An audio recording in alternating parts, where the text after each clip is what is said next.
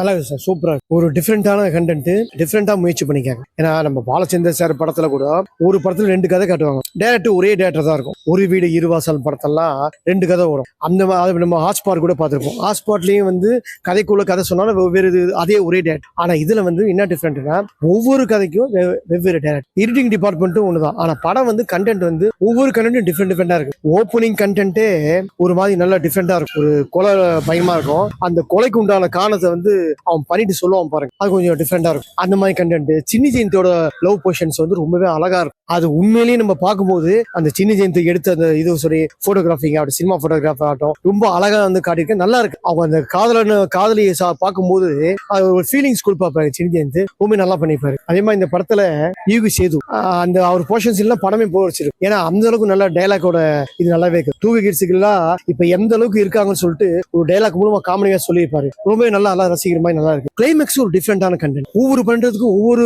படத்துக்கும் ஒவ்வொரு கண்டென்ட், ஒவ்வொரு டைரக்ட். ஸோ இதுல வந்து இந்த படத்துல என்னன்னா 5 கதை போகும். 5 கதைக்கும் 5 டைரக்ட். மியூசிக் வந்து ஒரே இதுதான், எடிட்டிங்கும் ஒரே இதுதான். மற்றபடி கண்டென்ட்டுக்கு மட்டும் தான் இது ஆர்டிஸ்டுங்க வேற போட்டிருக்காங்க. நல்லா இருக்கு படம். ஒரு டிஃப்ரெண்டான முயற்சி பண்ணிருக்காங்க. படம் வந்து ஒரு கண்டென்ட் நம்ம படம் பார்த்தாவே அது ஒரு 2 ஹவர் ஸ்கிரீன் பிளே பண்ணி படத்தை இது பண்றாங்க.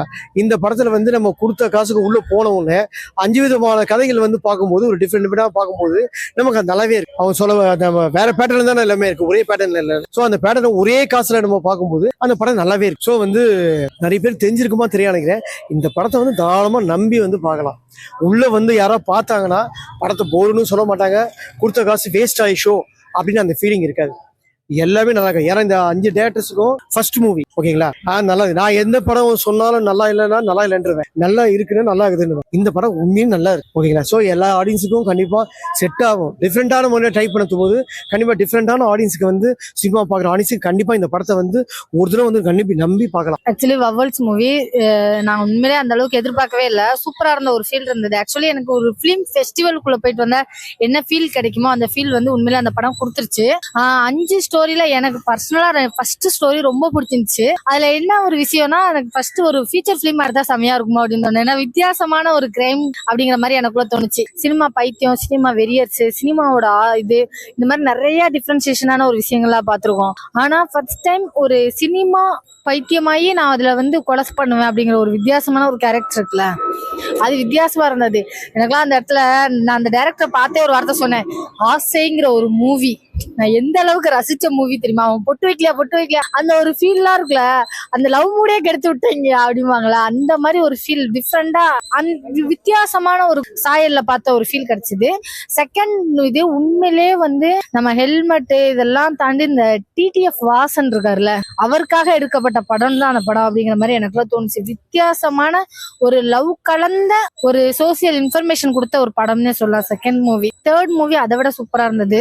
என்னன்னா வயசானவங்க 55 வயசாச்சு 60 வயசாச்சு, அதுக்கு அவங்களுக்குள்ள நடக்கக்கூடிய விஷயங்களை எந்த அளவுக்கு பார்வையா பார்ப்போம், எப்படி யோசிப்போங்கிற ஒரு விஷயம் இருக்குல்ல, அந்த ஒரு விஷயமா இருக்கட்டும். அதை தாண்டி ஃபோர்த்ல எல்லாம் பாத்தீங்கன்னா முதல்ல அவன் இந்த கேமரால ஃபிட் பண்ணி எடுக்கும்போது சாக போற ஒரு தின் தெளிவா தெரியுது. அவ கூட நம்மளால வாழவே முடியாதுங்கிறது ஒரு விஷயம் இருக்கிறதெல்லாம் தாண்டி அந்த இடத்துல நான் உன்னை ரசிச்சேன்னு சொல்லி ஒருத்த வந்து பேசுற விதம் இருக்கு பாத்தீங்களா, அதெல்லாம் அந்த இடத்துல எனக்கு அவ்வளோ அந்த ஒரு இது. 5வது மூவி அதை விட ரொம்ப டிஃபரன்சியேஷன், டோட்டல் அட்வான்ஸ் லெவல்ல போயிருப்பாங்க. ஸோ இந்த 5 மூவியும் ஒரே படத்துல பார்க்கும்போது ஒரு ஃபிலிம் ஃபெஸ்டிவல் பார்த்த ஒரு ஃபீல் கிடைச்சது.